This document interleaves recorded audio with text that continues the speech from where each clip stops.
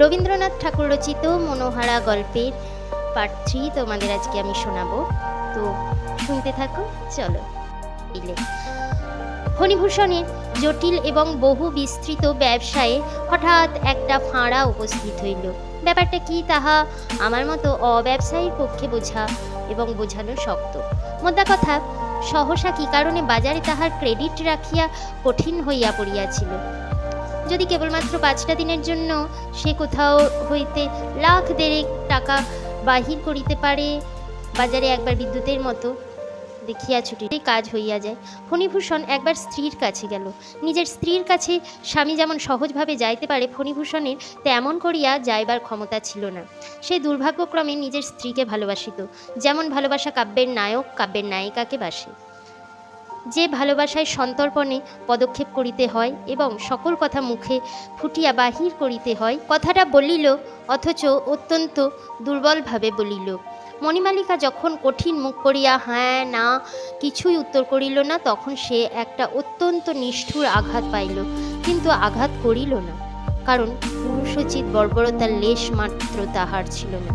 যেখানে জোর করিয়া কাড়িয়া লওয়া উচিত ছিল, সেখানে সে আপনার আন্তরিক ক্ষোভ পর্যন্ত চাপিয়া গেল। আপন উন্নত হৃদয়বৃত্তির গর্বে স্ত্রীর গহনা স্পর্শ না করিয়া ফণিভূষণ অন্য উপায়ে অর্থ সংগ্রহের জন্য কলিকাতায় চলিয়া গেল। মণিমালিকা পরামর্শের জন্য তাহার মন্ত্রীকে ডাকিল। গ্রাম সম্পর্ক অথবা দূর সম্পর্কে মণিমালিকার এক ভাই ফণিভূষণের কুঠিতে গোমস্তার অধীনে কাজ করিত। তাহার এমন স্বভাব ছিল না যে কাজের দ্বারা উন্নতি লাভ করে। কোনো একটা উপলক্ষ করিয়া আত্মীয়তার জোরে বেতন এবং বেতনেরও বেশি কিছু কিছু সংগ্রহ করিত। মণিমালিকা তাহাকে ডাকিয়া সকল কথা বলিল, জিজ্ঞাসা করিল এখন পরামর্শ কি। সে অত্যন্ত বুদ্ধিমানের মতো মাথা নাড়িল, অর্থাৎ গতিক ভালো নহে তাই বলিল। বুদ্ধিমানেরা কখনোই গতিক ভালো দেখে না। সে কহিল, বাবু কখনোই টাকা সংগ্রহ করিতে পারিবেন না, শেষকালে তোমার এই গহনাতেই টান পড়িবেই। মণিমালিকা মানুষকে যেরূপ জানিত তাহাতে বুঝিল এইরূপ হওয়াই সম্ভব এবং ইহাই সঙ্গত। তাহার দুশ্চিন্তা সুতীব্র হইয়া উঠিল।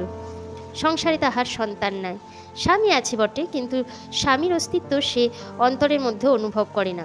অতএব যাহা তাহার একমাত্র যত্নের ধন, যাহা তাহার ছেলের মতো ক্রমে ক্রমে বৎসরে বৎসরে বাড়িয়া উঠিতেছে, যাহা রূপক মাত্র নহে, যাহা প্রকৃতই সোনা, যাহা মানিক, যাহা বক্ষের, যাহা কণ্ঠের, যাহা মাথার, সেই অনেক দিনের অনেক সাধের সামগ্রী এক মুহূর্তেই ব্যবসায়ের অতল স্পর্শ গহ্বরের মধ্যে নিক্ষিপ্ত হইবে, ইহা কল্পনা করিয়া তাহার সর্বশরীর হিম হইয়া আসিল। সে কি মধুসূদন কহিল, গহনাগুলো লইয়া এবেলা বাপের বাড়ি চলো। গহনার কিছু অংশ, এমনকি অধিকাংশই যে তাহার ভাগে আসিবে, বুদ্ধিমান মধু মনে মনে তাহার উপায় ঠাওরাইল। মণিমালিকা এই প্রস্তাবে তৎক্ষণাৎ সম্মত হইল। আষাঢ় শেষে সন্ধেবেলায় এই ঘাটের ধারে একখানি নৌকা আসিয়া দাঁড়াইল। ঘন মেঘাচ্ছন্ন প্রত্যুষে নিবিড় অন্ধকারে নিদ্রাহীন ভেকের কলরবের মধ্যে একখানি মোটা চাদরে পা হইতে মাথা পর্যন্ত আবৃত করিয়া মণিমালিকা নৌকায় উঠিল।